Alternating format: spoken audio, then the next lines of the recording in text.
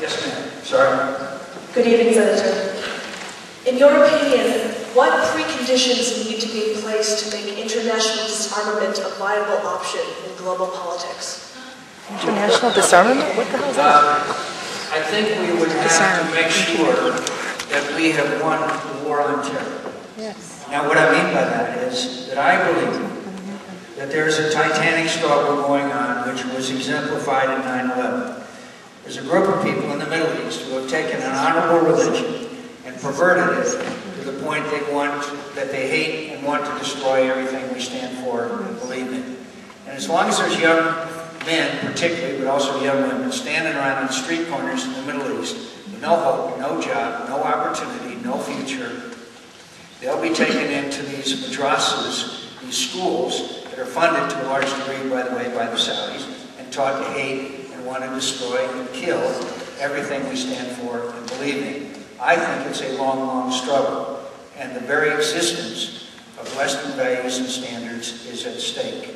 So I think that, I believe that global disarmament will be possible once we live in a world where there are not people who today are plotting to want to destroy everything we stand for and believe in. My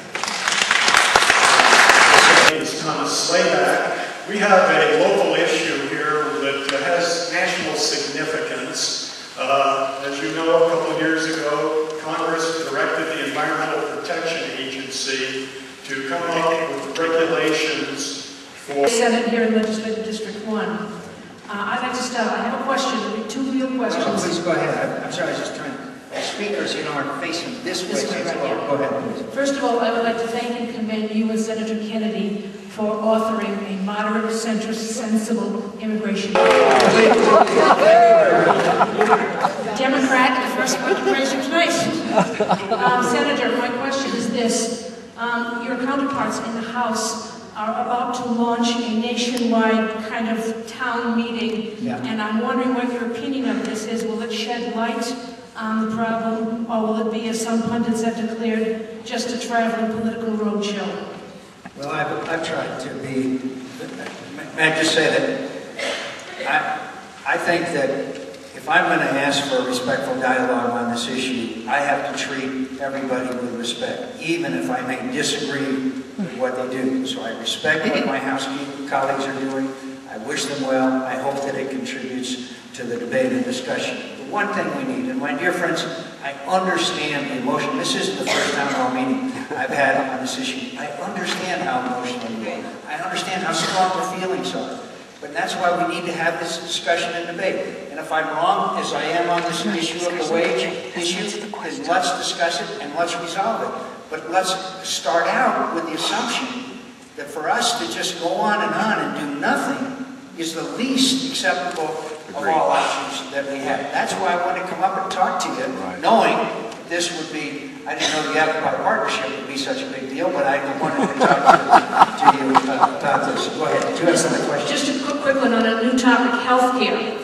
I've just been reading in my favorite magazine, AARP, that now 2 states, Massachusetts and Vermont, have successfully put in place universal coverage healthcare systems with a lot of issues in common, like sliding scales, sharing the responsibility, and so forth. Do you think we'll ever see the day when A, Arizona, or B, the United States will have a universal healthcare system for all of us that's efficient and what we need? I don't know. But I know we have a functioning program today called the Federal Employees Health Benefit Program. I don't know if you're familiar with it or not, but if you are a federal employee, including this one, by the way, we'll probably vote ourselves a pay raise again soon, but that program does have widespread approval, and we've got to look at it. But the other point here is, I just saw in the paper, healthcare inflation was 9.6% this year. There's something, my dear friends, you can invent the best system in the world, but if you have close to double-digit inflation associated with healthcare costs, you're never going to come up with a program. I've been looking at this Massachusetts proposal, the one in Vermont, and frankly, I haven't enough information to make a decision. But I do know there's a system for federal employees that seems to be pretty successful. But 2, I I also know that if you've got double-digit inflation associated with healthcare costs, there's no system in the world that's going to keep up with the inflation. Could you go back to this gentleman, and then we'll go on the other side here. Yes, sir. Comment. Yes, sir. First, I want to tell you welcome home. Thank you, sir. Combat U.S. Navy Seabee, and I did my tour over there. My question is, why do I keep getting the feeling that illegal aliens have more rights than I do?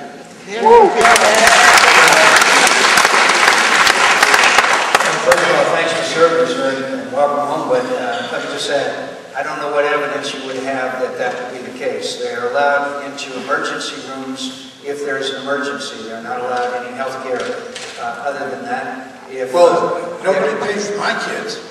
No, if your kids have an emergency, you can go to emergency. When they were born, I paid for my children. Yes, sir. All 4 of them. Yes, sir. But again, I want to point out, if someone's dying, I don't think we know anything about it. That's just the fundamental of America. I agree there. But my comment, too, is I have a real problem with people from foreign countries coming here not knowing our traffic laws, and they do cause a number of accidents. Why can't we have them pay for driver's training, driver's education, just like I had to for my children? I'd be glad to do that if you could catch it. Bring it out of the shadows. But may I just say, in all due respect, my dear friend, I understand your frustration. The frustration level is incredibly high. I understand and appreciate it. That's why I come to you and ask you if we can't work out this problem so that we don't have this kind of problem that you're describing, of which there are many others. As you know, in some states, they're saying give people who are here illegally driver's licenses. I don't agree with that. No. Yes, sir. Yes, sir. Yes, I'm a veteran of the Los Angeles Police Department, 25 years. My name is Richard L. Rank. I'd like to introduce you to my wife, who is a naturalized American citizen. We met in Spain 42 years ago. We did everything legally. Thank On you. the issue of immigration... She has a place in heaven, having stayed with you. I'm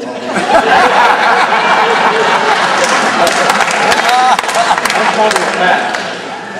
On LAPD, I go back to a time when we had a guest worker program. Yes, sir. It was called a Bracero. Yes, sir. Okay? And we had the authority as Los Angeles police officers to check their visas and make sure they were not expired. If they were expired, we took them in. There was a short form arrest report.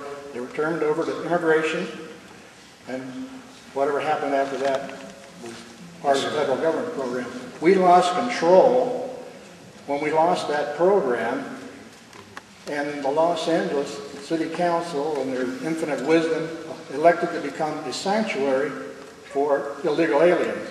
And I don't think that's the only city that that's happened in. Nope. That's when we lost control. Phoenix. Now, my question is, if you pass this law where we have another guest worker program, and I'm not totally against it, with proper controls, will you give local law enforcement that same kind of authority? Yes, sir. But let me just point out that there's a lot of mayors, maybe one of them in this room would like to speak up, that are saying to me and writing to me and saying, look, it's not my responsibility, and I've got drug dealers, methamphetamine, et cetera, you know, that they feel is their job, and they don't want to do what is a federal responsibility. Now, in some cities and towns, the opposite is true, because they feel the problem is so large. So we're going to have to sort that out. But what I'm hoping is that if we get a comprehensive approach to illegal immigration, we won't have the illegal immigrants here, so that would relieve you of the burden that you had before. And that maybe that's a bit of a utopian view. But we certainly wouldn't have, if we solved this problem in any way, we wouldn't have 11 million people washing around America over time that are here illegally, in my view. Thank you, sir, for your response. Service. Is there someone? Go ahead, yes. We'll just go back and forth to one side. Jim Casey, Prescott, thank you for your service here this evening, Senator. Appreciate it.